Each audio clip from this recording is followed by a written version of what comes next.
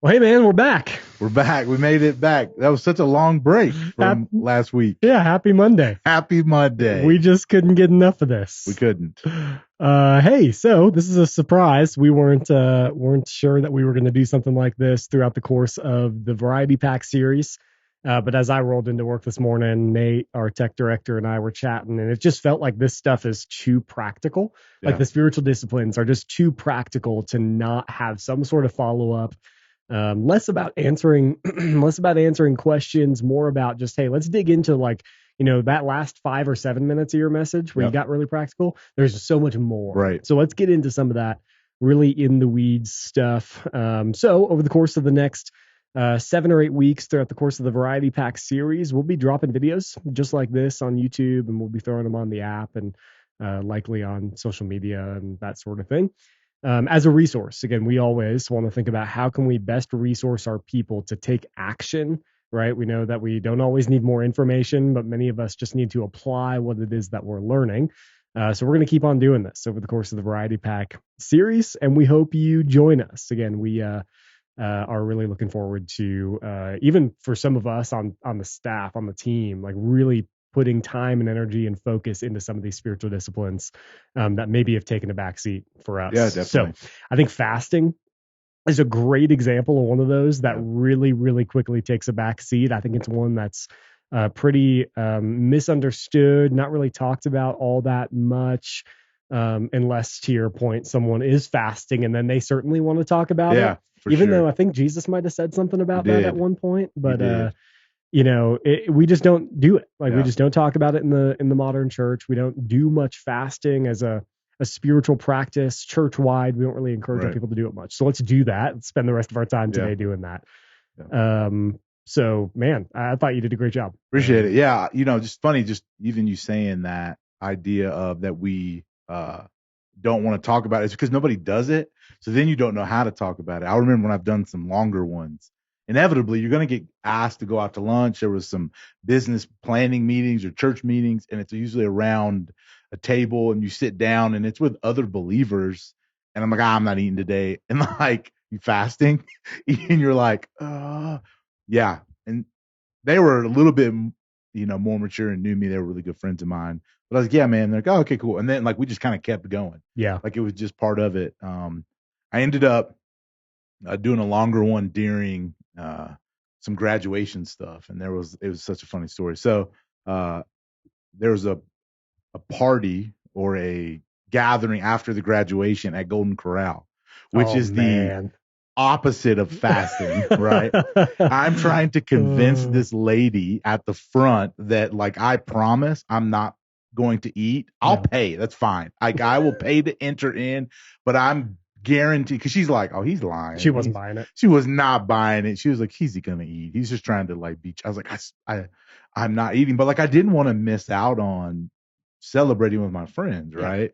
And it just was that season that it happened to happen in. But yeah, it was so funny. She was like, so their other guy was like, no, I swear he's not going to eat. She was like, Yeah.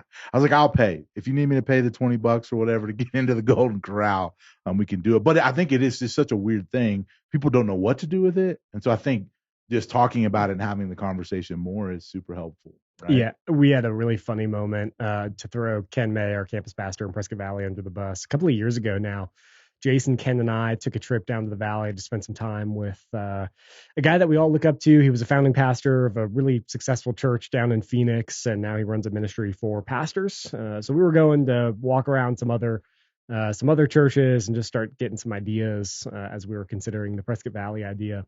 And we get down there and we go to lunch. And of course, Jason's a big fan of fried chicken. So we end up at Cane's and we sit down. So And he grab. only goes there. He does only go there. So we did that. And it was the three of us and then these two pastors, one of which, again, like we all really look up to.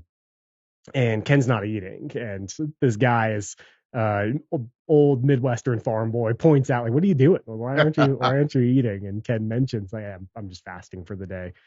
And he goes, this old pastor goes, well, now that you told me it's pretty much useless anyway, so you might as well go grab some food. It was so funny.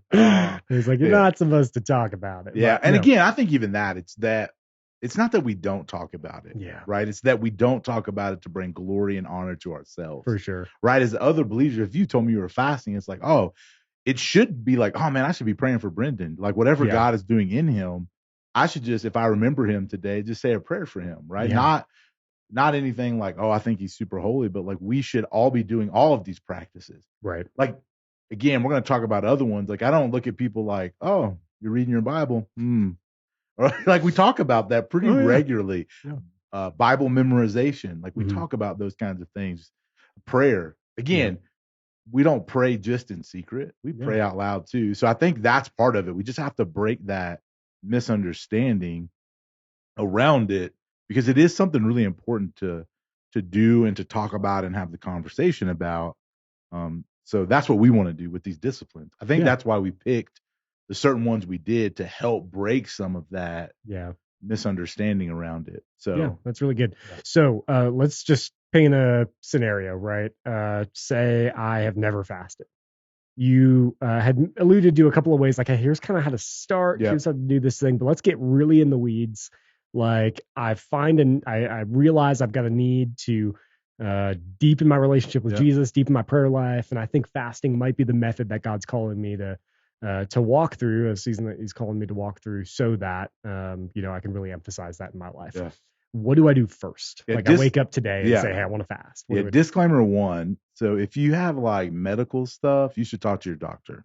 For So sure. by no means am I a doctor. That's not my expertise here. So you should definitely have a conversation.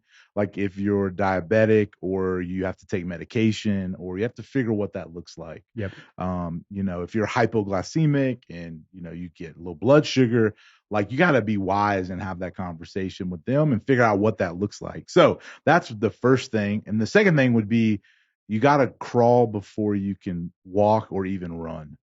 So like take it really, really slow. Again, for some that literally may be just a meal. Like I'm Yeah. going to eat breakfast. I'm not going to eat again until dinner. Right. And again, for most of us, that's a pretty easy thing to do. Yeah. Right. But it's then during that time that I'm super intentional with my prayer life and I'm just leaning in and just spending time with God. One of the things that I try to do if I'm not eating is I'm usually reading the word and praying, right? Just thinking. A lot of times I've gone into fast with this grand idea of like, oh, I'm going to work on this thing, I'm praying about this thing. And really quickly early on, it just disappears and it just becomes, I want to be in the presence of God. And God then reveals these things to me, right? The Spirit opens up and kind of says these kind of things. So I think the first one is, again, it's just the intentionality is like you got to pick a time and what you want to do. Yeah. Like, if you want to go for the whole day, okay. I mean, it's doable. It really is more doable than I think we think it is. Yeah. I think so much of it too, right? I think you pointed out, like, pick a time, like actually plan for this. Yes. Like, don't just wake up in the morning and say, hey, today might be a good day. I mean, some people can do that. Like, if you're well practiced in the idea of in the practice of fasting, you can for sure wake up in the morning and say, oh, I feel like God's calling me to do this today. Yeah. And that's great. If you're brand new to the thing, like, probably plan it out. Like, we plan for the things that we want to be successful in our lives. Like, we anticipate them, we lean into them. So a few days in advance, say, man, Wednesday's the day I'm going to give this a shot.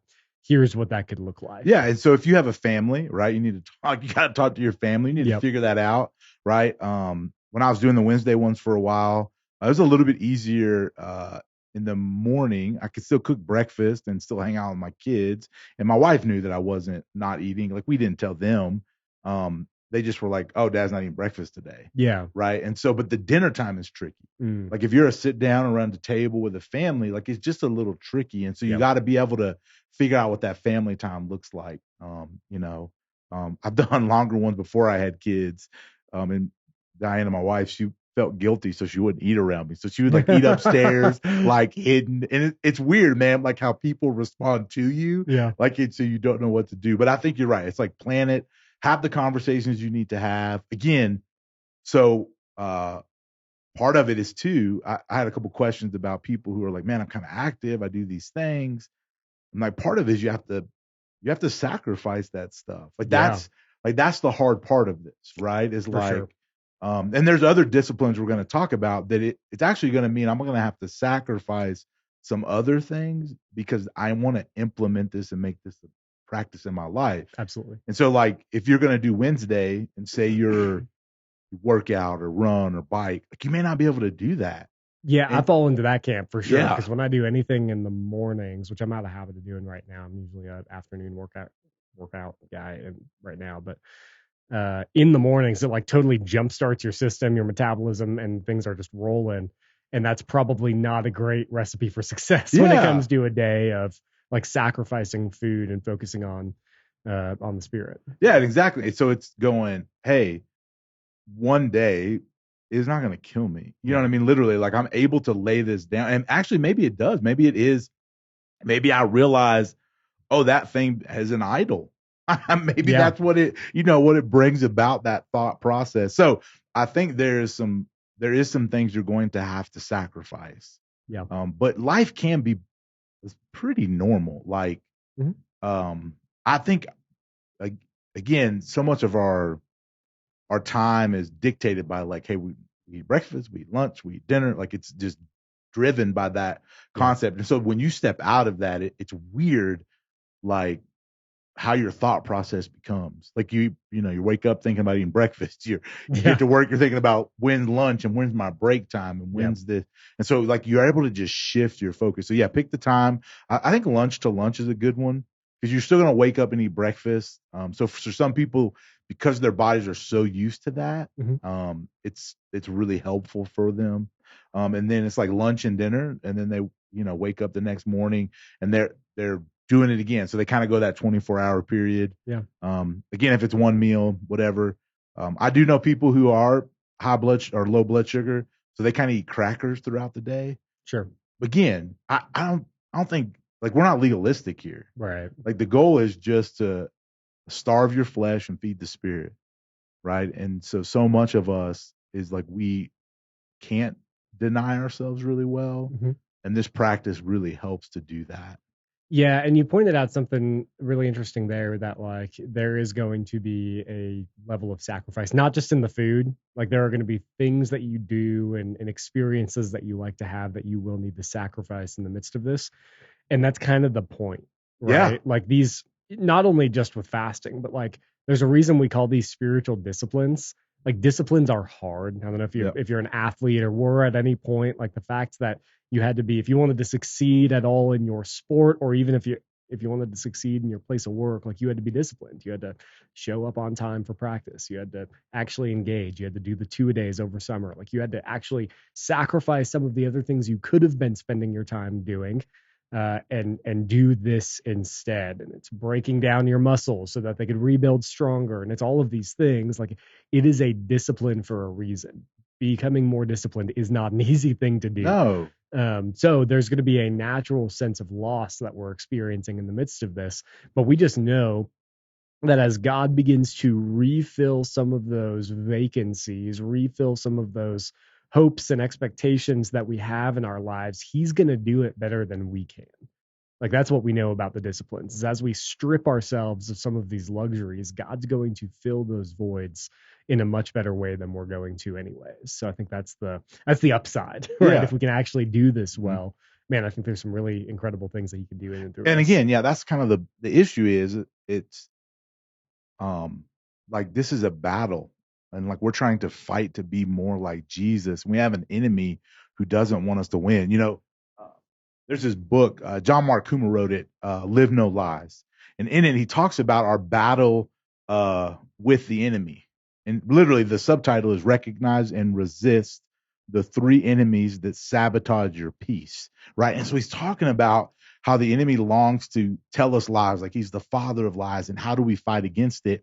And he talks a lot about these practices of Jesus, right? Not just fasting, but again, what we have to understand is like what we're doing is a way to engage our minds and our bodies and our hearts and our souls in a fight to be more like Jesus. Just like the athlete, like you said, they fight to be the best athlete on the field.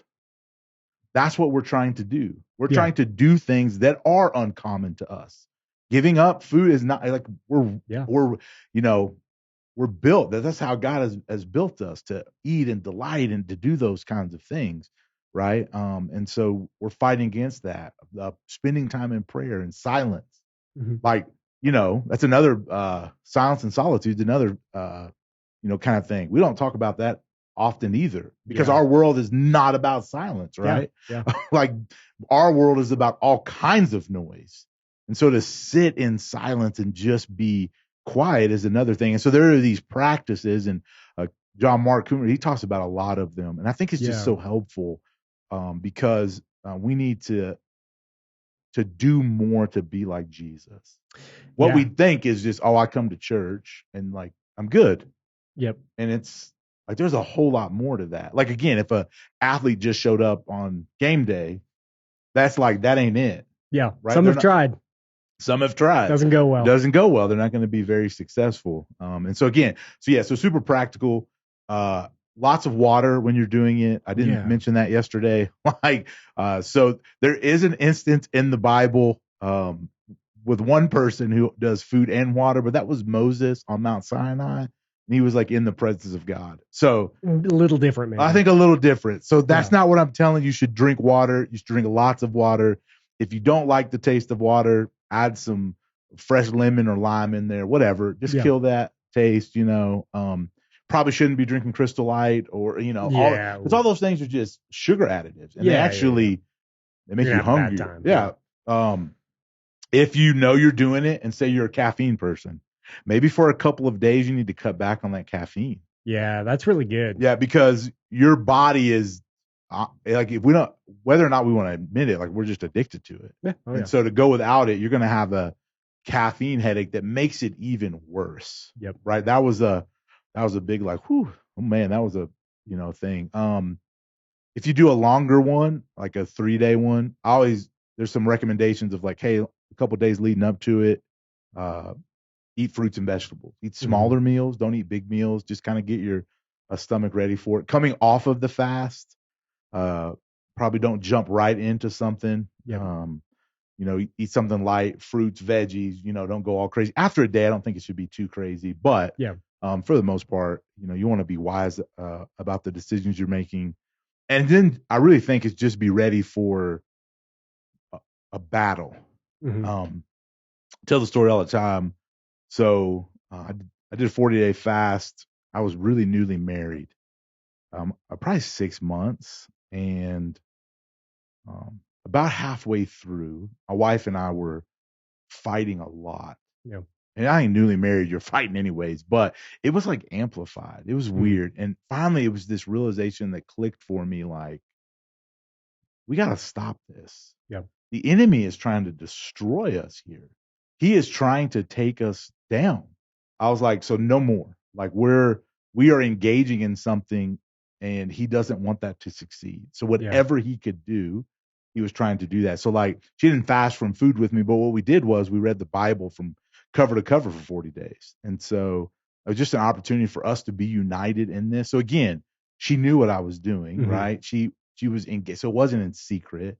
Obviously you're married. So, but again, it was just that reality is like the spiritual warfare, like it increased, like it didn't decrease. Like it was actually more heightened and I was more aware of things. And so I think that's what people have to know. Like you're actively choosing to say no more. Yeah. I'm fighting against my flesh and it wants to win. Yeah. Was it the Richard Foster quote that pointed that out? Just that idea of like all of these things that are in you will show up. They're and coming. You have to be ready for it. Oh, they're coming. I love that. Just to circle back to the John Mark Comer resource, practicingtheway.org. So that's his website. And essentially, John Mark Comer was a pastor in the Pacific Northwest for years and years and has written a number of books and is one of the foremost thought leaders in the modern church on spiritual formation, right? You gave us a great definition of spiritual formation. The reality of spiritual formation is that as human beings, we are spirited people. We are people with souls, beings with souls. Like we are not just physical. And every human is being spiritually formed into something. And Yep. that's one of those things that John Mark Comer always loves to point out is like, regardless of if you're a follower of Jesus or not, you are being formed spiritually by something. Maybe it's to your point yesterday, Josh, the multi-billion-dollar marketing company that's trying to spiritually form Yep. you into a further consumer of their products. But we are being transformed into the likeness of something on a spiritual level. And what John Mark Comer has kind of shifted gears into doing through practicing the way in his website is trying to resource people to practice these things. I know he's got some resources on fasting and silence and solitude. There's a really great book, just as an aside, by Ruth Haley Barton called Invitation to Silence and Solitude that's really practical as well. I was looking for a copy. I don't think I have one in here. Did she? So I think she wrote. I just got another book, Invitation to a Journey. I think she wrote like the foreword to it. It's an older book too. It's like a Richard Mulholland wrote it, but I think her name is on there. Okay. Because somebody else mentioned, oh, she's got a great book on silence and solitude. Yeah, and it's again really practical, very like I mean it's maybe 11 practices of silence and solitude or something along those, maybe 9, but I read it a couple of years ago and it was really good. For those of you who don't silence well like me, I mean I silence well, I do not solitude well, I do not stop what I'm doing well. I don't need to talk to anyone. I would need to be doing something. So for me it was really, really helpful just to get into this space of actually recognizing the value of hearing from God in that way. But back to the practicing the way stuff, we'll use a lot of these resources over the course of this series.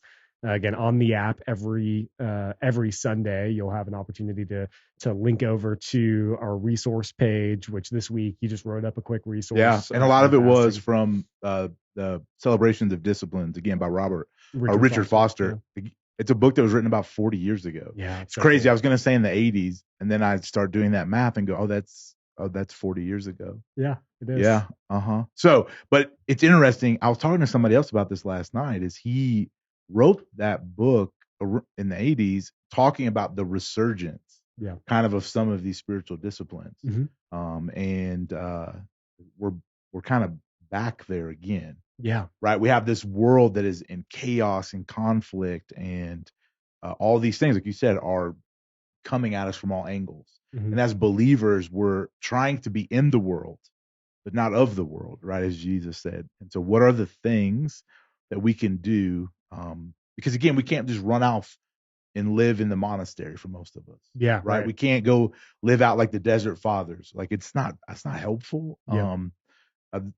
Some of the Desert Fathers say like the enemy still found them out there. I love their honesty about it. Right. And so like that's not what we want to do. So how do we exist in the world we're currently in without allowing the world to influence us and impact us? How do we actively choose to fight against it? I know there's some other, some of the other things that are coming I'm super excited about because it's so helpful for us. And like, not only are they really hard, they're just so countercultural. Yeah. And really the biggest thing of this whole series, just to wrap up here, is like, what are the things that we can practically and actively do so that we're proactive in our faith, right? Yeah. So many of us for so many years can fall into this rut of just being reactive. We pray when we go through something hard. We pray when we need something from God. We want him to do something in our lives, only out of a reaction to something that happens in us and through us and around us, rather than these practices, which are intended to be proactive. Like fasting can be, I mean, for sure can be reactive. Oh, 100%. As a result of the season. It can be. But there's also so much power in this idea of I'm just going to start taking small steps, taking ground for the kingdom in my own life, taking steps in my battle against the flesh and trying to fill myself with the Spirit in this way on a regular basis, to be proactive in my faith rather than just reactive. Yeah. Somebody said something yesterday to me at Pastor's Point. It was a great thing. It was Pete Cesarini said, man, it's so awesome. Romans tilled the ground for us. And all we talked about was obedience to faith. And now we're going to put some practical handrails on what that looks like. Oh, I didn't think about that. I That's didn't cool. either. I was like, Yeah. man, that's a really good point. We're not nearly that smart. No. That wasn't our intention, I don't think, but it is such a good point. So much of us had that gospel just downloaded into us over the last 43 weeks. Yeah. And the end of it in the beginning of Romans we talked about was all about obedience. And so this is that hard work of obedience. I'll say a couple other things. So also very practical, like don't fast on Sundays. Sundays is a celebration day and a feast day. Like the early church wouldn't do it. They also wouldn't fast on Saturdays, which was their Sabbath. Right. So there is a delight in feasting and finding those things. Right.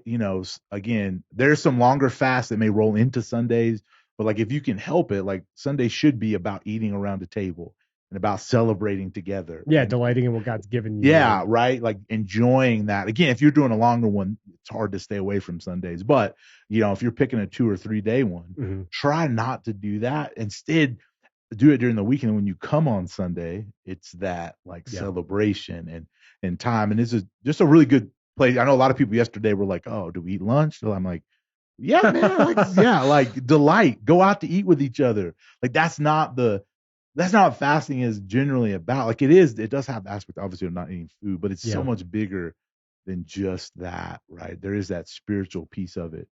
It engages us by not eating food. And again, the other things like not doing social media, giving up electronics, those are really great things. And I think really biblical things. It's just called abstaining. And so those are practices we should do. I know you did that just recently, kind of gave up the social media stuff, and it's a huge help and it's a huge thing to really wipe clean. So those are also positive things. Let's just not call it fasting. Yeah, it's just abstaining from technology. Yeah, which is great. It's awesome. It's like really, in our world, it may be just as needed, right? And I'll be talking about that even towards the end of July in my message. It's like, hey, this is one of those things for another practice where, hey, this helps us better focus our time and energy on the Lord. Yeah. So again, I think what we just want to see is that you just try it. Yeah. And you're not going to be an expert at it. Like you're going to mess up and you may get into it and fail. My wife, and she's probably mad if I tell the story, but when I did that longer fast, she was going to do the last 7 days with me, and she got to like day 4 and she was like, she was just not feeling great. And she was like, I just had to eat something. And I was like, okay, like we're not perfect at this. Like we're not looking for perfection. I was like, God's not up there going, you blew it. Can't believe you didn't make it the whole time you said. Like, that's not it. I do think we should fight and battle. But again, she had never done it and did 4 days. Like, that's huge, right? And so again, like my point of saying that is like, you're going to mess up. You may get into it and think you're going to do 24 hours and you do 18. Yeah. Man, celebrate that. Rejoice in that. Next time, go 20, right? Like, just figure out what kind of works for you and begin to just build that. And after a couple of weeks, go a little bit further. And a couple of weeks, go a little bit further, and a little bit further, and a little bit further. And then maybe God is calling you to a long one. And maybe you look at that and see what it is. Again, I don't know what that is for you, and I don't know what your spiritual formation is. I just know that for all of us, we probably have some work to do. Yeah. Right. And Agreed. So we should probably do the things that help us look more like Jesus. Yeah. So fasting, if you're not doing it, do it. Try it. Right. Just start small and try it. When you're hungry, pray, spend time in the Word. Pray, ask God to reveal in you the things that need to be revealed. Yeah. Yeah. And they're going to show up anyways. Real fast. That's really good. Awesome. Well, I think this is valuable. If you guys have further questions, feel free to drop those in the comments of this video, and maybe we can just respond via that and try to help in any way that we can. But again, we just want to help give some real practical guardrails around how we better follow Jesus and how we're better transformed into the likeness of him. So I think this is a step forward in that direction. Awesome. Cool, man. Thank you. We'll see you guys soon.